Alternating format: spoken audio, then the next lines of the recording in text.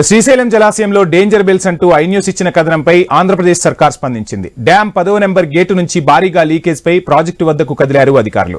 ఆనకట్ట రేడియల్ గేట్లను స్వయంగా పరిశీలించిన రిటైర్డ్ ఇంజనీర్ కన్నయ్య నాయుడు ప్రభుత్వాన్ని అప్రమత్తం చేశారు. గేటు నుంచి భారీగా నీరు లీకేజ్ అవుతుంది వాస్తవమేనని, అయితే ప్రస్తుతానికి వచ్చిన ఇబ్బంది లేదని చెప్పారు.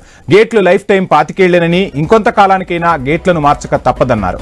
డ్యాం ప్రస్తుత పరిస్థితిపై పూర్తిస్థాయి నివేదికను ప్రభుత్వానికి సమర్పిస్తామని చెప్పారు.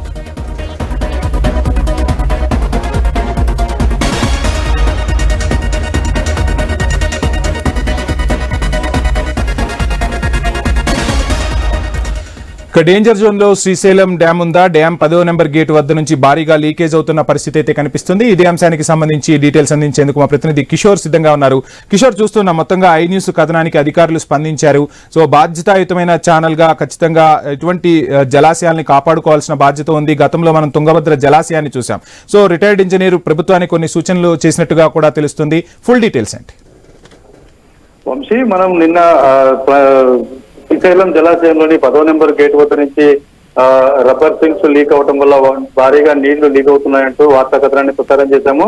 అయితే దీనికి సంబంధించి పెద్ద ఎత్తున వార్తలు రావడంతో రాష్ట్ర ప్రభుత్వం కూడా దీని మీద స్పందించినట్లుగా మనం భావించాలి. దీనికి సంబంధించి తక్షణమే శ్రీశైలం జలాశయంలో ఉన్న పరిస్థితిని, అక్కడ ఏర్పడినటువంటి ఈ లీకేజెస్ ను పరిశీలించి పూర్తి స్థాయి నివేదిక ఇవ్వాలని చెప్పి రిటైర్డ్ ఇంజనీర్ కన్నయ్య నాయుడుని రాష్ట్ర ప్రభుత్వం పురమాయించినట్లుగా తెలుస్తుంది. దీనికి సంబంధించి ఉదయాన్నే కన్నయ్య నాయుడు ఇంజనీరింగ్ అధికారులతో కలిసి డ్యామ్ సైట్ మొత్తాన్ని పరిశీలించారు.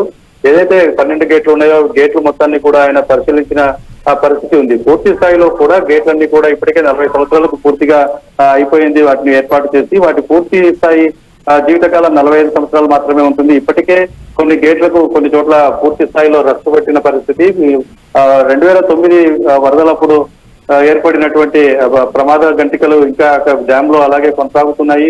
పూర్తి స్థాయిలో గేట్లకు మొత్తానికి కూడా పెయింటింగ్ వేయాలి, కంటిన్యూగా మెయింటెనెన్స్ ను చేయాలి. లేకపోతే పూర్తి స్థాయిలో కూడా గేట్లన్నీ కూడా ప్రమాదంలో పడే పరిస్థితి ఉంటుంది. కాబట్టి ఈ యొక్క డ్యామ్ మెయింటెనెన్స్ కు సంబంధించి పూర్తి స్థాయిలో నిధులను ప్రభుత్వం ఏర్పాటు చేసి డ్యామ్ మెయింటెనెన్స్ కొనసాగించాల్సి ఉంటుందని చెప్పి ఆయన పలు సూచనలు చేసినట్లుగా తెలుస్తుంది. ఆయన మీడియాతో కూడా మాట్లాడుతూ పూర్తి స్థాయిలో ఖచ్చితంగా చెప్తున్నారు. ఇదైతే ఈ యొక్క 10వ నెంబర్ గేటు నీళ్ల లీకేజ్ అన్నది నిజమే. అయితే ఆ గేట్ యొక్క కెపాసిటీలో మొత్తానికి 10% కంటే తక్కువ లీకేజ్ ఉన్న కారణంగా ప్రస్తుతానికి ఎలాంటి ప్రమాదం లేకపోయినప్పటికీ కూడా ఇప్పటికే శ్రీశైల జలాశయంలో ఉన్నటువంటి గేట్లను ఏర్పాటు చేసి 40 సంవత్సరాలు దాటింది. వాటికి ఖచ్చితంగా మనము 45 ఏళ్ల లోపల వాటిని మార్చాల్సి ఉంటుంది. లేదా సరైన మెయింటెనెన్స్ ఉన్నట్లయితే మరికొంత కాలం మనము వాటిని కొనసాగించే అవకాశం ఉంటుంది. అయితే ఇప్పటికీ ఒక 5 ఏళ్ల పాటు ఏ సమస్య లేకపోయినప్పటికీ 5 ఏళ్ల తర్వాత మాత్రం ఖచ్చితంగా గేట్లను మార్చాల్సి ఉంటుంది. లేకపోతే కొన్ని ఏదైతే రస్తు పట్టిన గేట్లు అక్కడ ఉన్నాయో వాటి ఇప్పుడు ఏదైతే తుంగభద్ర జలాశయంలో గత 4 నెలల కిందట ఏర్పడిన ప్రమాదం, గేటు కొట్టుకుపోయినటువంటి ప్రమాదం ఏదైతే చోటు చేసుకుందో అలాంటి సంఘటనలు జరిగే అవకాశం ఉంది. కాబట్టి ప్రభుత్వం మేల్కోవాలి, త్వరితగతిన అక్కడ పూర్తి స్థాయిలో నిధులను కేటాయించి డ్యామ్ మెయింటెనెన్స్ ను కొనసాగించాలని చెప్పారు. అంతేకాకుండా ప్లంజ్ పూల్ కు సంబంధించి కూడా ఆయన ఆసక్తికర వ్యాఖ్యలు చేశారు.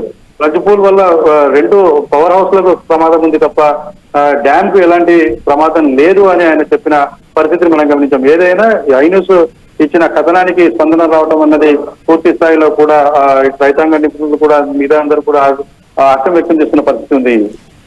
Thank you Kishore.